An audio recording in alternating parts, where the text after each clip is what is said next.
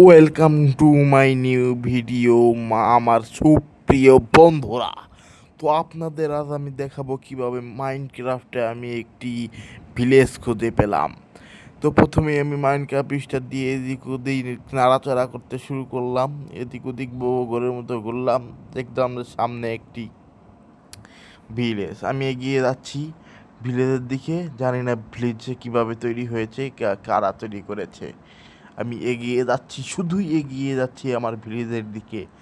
সামনে এগিয়ে দেখতে পেলাম একটা ভিলেজ, তা মাইনক্রাফটে একটা ভিলেজ। আমি ভিলেজে নেমে নিলাম।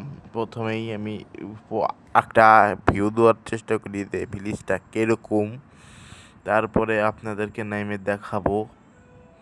তো প্রথমেই দেখতে পাচ্ছেন তারা এভাবে ভিলেজটা তৈরি করেছে। আমি নামি একটা জায়গা নামিয়ে পড়ি, নেমিয়ে পড়ছি। এখন ভিলেজটা আপনাদেরকে ঘুরাই ঘুরাই দেখাই। তো দেখতে পাচ্ছেন ভিলেজ, একটা ঘরে ঢুকে দেখাই এই কীভাবে ওরা কী তৈরি করছে। হ্যাঁ, এভাবে উপরে একটু তাকাই, সুন্দর সুন্দর। একটু বেরোই, বেরোই, বেরো বাস হচ্ছে। একটু মোটা তো আমি, বের হতে কষ্ট হয়।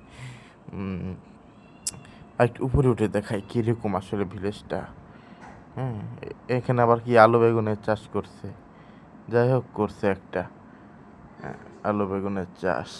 ও, মাঝখানে আমার পানি বয়াই দিছে, বাহ। তাই, তাই না? না, সুন্দর। নিচে নেমে দেখি আর একটু। এটা কি, মাকড়সার জাল নাকি? হ্যাঁ, তাই তো মনে হচ্ছে। এই ঘরগুলো আবার কি মাকড়সার জাল ভাঙা চোরা?